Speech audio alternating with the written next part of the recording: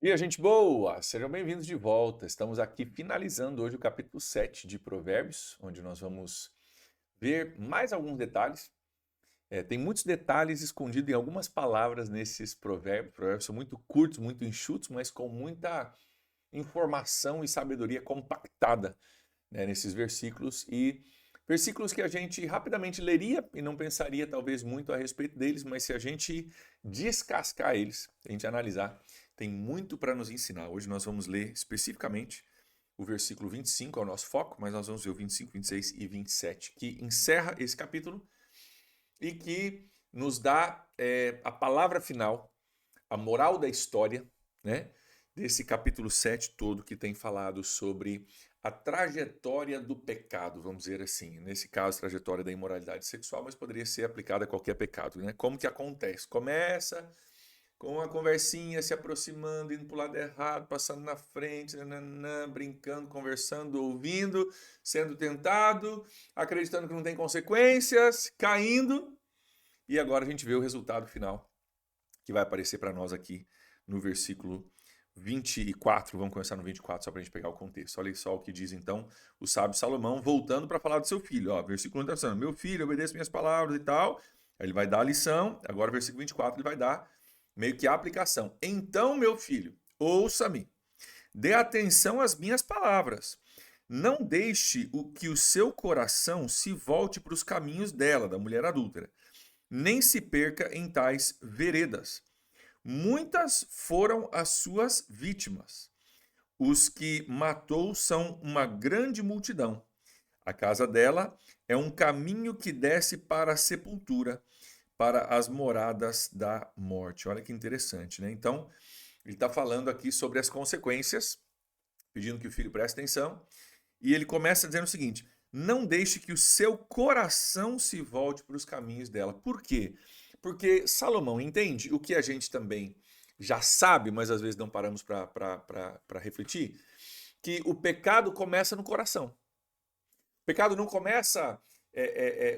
A trajetória do pecado começa com a gente guardar o nosso coração. Talvez por isso Provérbios 4, versículo 26, se não me engano, que a gente já estudou, diz: acima de tudo, guarde o teu coração, porque dele procede as fontes de vida. Por quê? Porque antes do pecado acontecer, né, ele é concebido no nosso coração. Vou até procurar aqui um texto para compartilhar com vocês. Segura aí porque veio agora para mim aqui, tá? Nós vamos olhar Tiago, capítulo 1, versículo 15. Vamos olhar aqui para a gente ver como isso funciona. Antes do pecado ele se tornar um pecado onde a gente já agiu, onde nós tomamos uma ação e pecamos, ele começa a ser concebido no nosso coração. O pecado, ele vamos dizer assim, ele é efetuado, ele é concluído em uma ação. Né?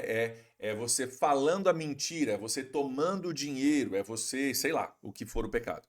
Mas antes de ele se tornar uma ação, ele se torna um conceito e um sim no nosso coração. E a gente vê isso em Tiago, capítulo 1, versículo 15. Olha aqui comigo, vou trocar a tela aqui para você. Tiago, capítulo 1, versículo 15, diz o seguinte. Vamos puxar aqui. Então, aqui, ó. Cada um, porém, é tentado pelo seu próprio mau desejo, sendo por este arrastado e seduzido. Então, este desejo, tendo concebido, dá luz ao pecado, e o pecado, após ser consumado, gera morte. Então, começa com um desejo, que esse desejo ele vai conceber, ele vai dar luz ao pecado. O desejo do coração é o que dá luz ao pecado, que é a ação de fato. E o pecado depois gera a morte. Mas aqui mostra uma sequência de como as coisas funcionam. E começa no nosso coração. Por isso nós temos que guardar o nosso coração acima de todas as coisas. Como que eu guardo o meu coração? Defensivamente e também né, na defesa e no ataque, tá? Ostensivamente e defensivamente. Então, eu vou defender do quê? Vou defender de coisas que não somam, né? Então, tem ambientes, tem pessoas, tem conversas, tem informações, tem livros, tem filmes, tem música, tem um monte de coisas aí que vai propor para o nosso coração uma coisa que não é útil, que não é condizente com a palavra de Deus. Então, eu vou trabalhar na defensiva. Tem certas músicas que eu não ouço, não ouço. não tenho problema de entender essa música, mas eu não procuro ouvi-la como algo que vai fazer bem para mim. Não procuro ouvi-la como algo que vai somar na minha vida. Tem músicas que, cara, vão trabalhar contra os desejos de Deus no meu coração. Tem filmes que eu não assisto. Tem coisas que simplesmente eu entendo que não somam, então eu simplesmente digo não. Essa é a defensiva, né, cara? Vou manter longe de mim coisas que não somam. Mas tem o ostensivo, que é você ir pro ataque, que é o quê? Encher o seu coração de coisas boas. O salmista diz em outro texto, agora não vou lembrar o endereço aqui, mas a tua palavra eu guardei no meu coração para que eu não peque contra ti. A tua palavra eu guardei no meu coração para que eu não peque contra ti. Ou seja, eu enchi meu coração de coisas boas, enchi meu coração da palavra de Deus, para que eu não venha pecar. Uma das formas de a gente ser ostensivo, de a gente sair no ataque, não é só defender do mal que está lá fora querendo entrar no meu coração, é encher o meu coração do bem também, de coisas boas. Então, aí a leitura da Bíblia, é oração, né, essas práticas espirituais diárias que mantêm o nosso coração sensível e conectado com o Pai, ok? Então, tudo começa no coração. Não deixe que o seu coração se volte para os caminhos dela, versículo 25. Porque tudo começa no coração, você precisa cuidar do seu coração. E nem se perca em tais veredas. Tudo começa aqui com o nosso coração. Mas olha só, muitas foram as suas vítimas. Os que matou são uma grande multidão. Aqui é interessante essa questão de grande multidão. Obviamente aqui, Salomão já não está mais falando de uma mulher. Né? Na história é um homem e uma mulher que cometem adultério. Aí ele termina dizendo, cara, as suas vítimas, né? Ela matou uma grande multidão e muitos foram suas vítimas. Obviamente que essa mulher não esteve com uma grande multidão. Aqui ele está abrindo de novo o leque, falando, cara, a imoralidade já fez muitas vítimas. Aquela mulher da história, né, não é a mulher que fez muitas vítimas, mas a imoralidade, a gente poderia abranger até um pouco mais. O pecado já fez uma grande multidão de vítimas. E é assim que o pecado acontece. Essa trajetória que ele descreve aqui no capítulo 7, né, de caminhar pelo caminho errado, passar na frente, brincar, conversar, né, ser seduzido, ser convencido de que não haverá consequências e aí se torna mais uma vítima. Então, vamos entender que tem uma multidão que já caiu em pecados, todos nós, né? No pecado da imoralidade especificamente também tem uma multidão que já caiu. É interessante que esse texto, que fala aqui, ó, muitas foram suas vítimas que matou são uma grande multidão, no hebraico é uma linguagem bélica, de guerra, uma linguagem de batalha. A conotação é que, cara, existe um inimigo que já fez muitas vítimas. Existe um exército contrário que já conseguiu matar muitos outros soldados. Então se liga soldado, se liga soldada aí, né? Porque esse inimigo já matou muitos e ele vem para roubar, matar e destruir, como diz a Bíblia a respeito de Satanás, né? E a gente precisa se ligar nesse sentido. A casa dela, olha aqui que interessante também, como tem detalhes nesse texto. Gente, olha só, a casa dela é um caminho que desce para a sepultura, para as moradas da morte. Por que isso é interessante? Porque a casa dela, na cabeça do camarada que imediatamente seguiu, né, ela e foi para dentro da casa, a casa dela parecia ser o lugar da realização dos sonhos e do cara se dar bem.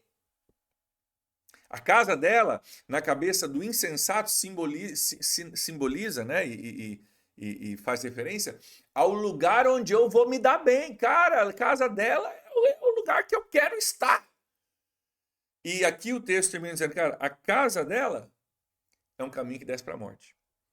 Ou seja, o que você está enxergando enquanto você é cego pelo pecado é que aquele espaço, aquele ambiente, aquele lugar, aquela pessoa é a chave para a sua felicidade. Quando, na verdade, a mesma pessoa, a mesma casa, o mesmo espaço, o mesmo ambiente é a chave para a sua infelicidade. Mas a gente está tão cegado. E o contexto do capítulo 7 é exatamente isso, né? Um rapaz que se tornou cego.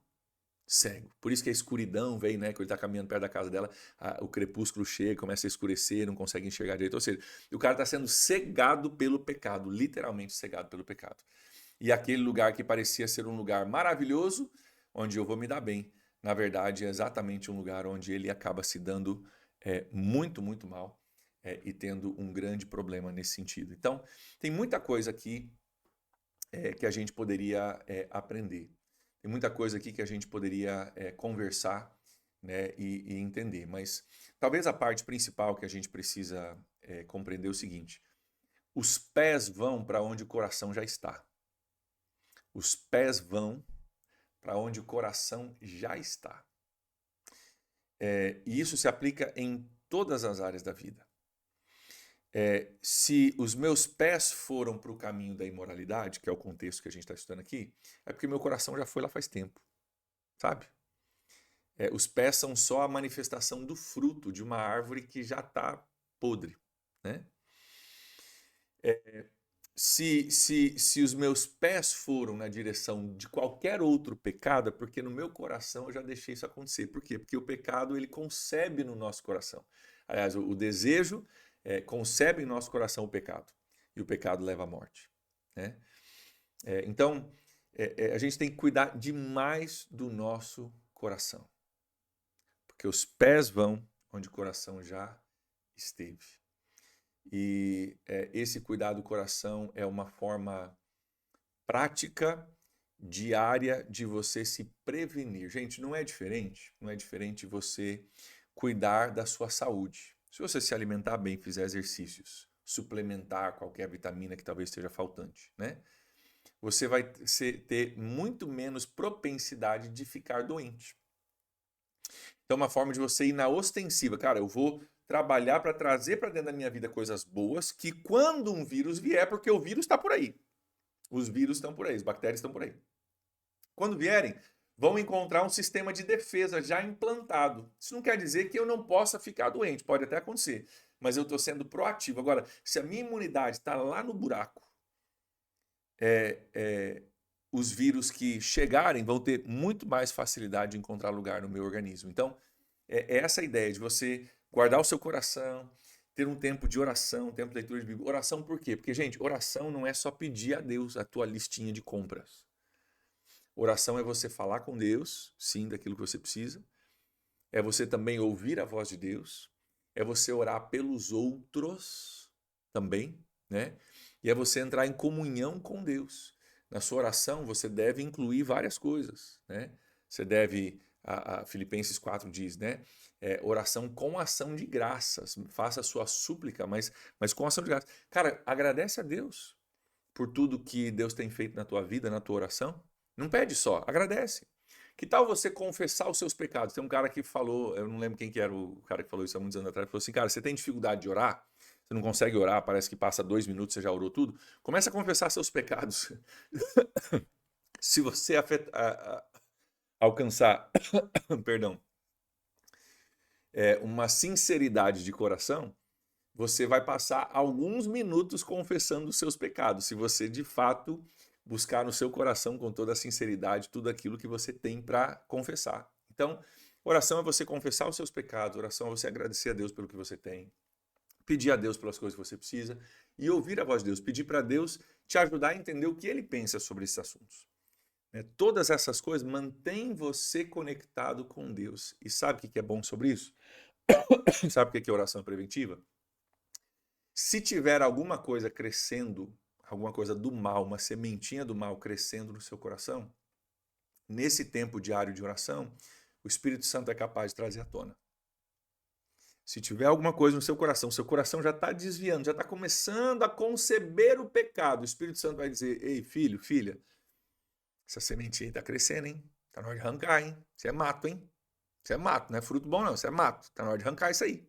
Vamos resolver? Vamos tirar fora? Antes que gere um problema, né?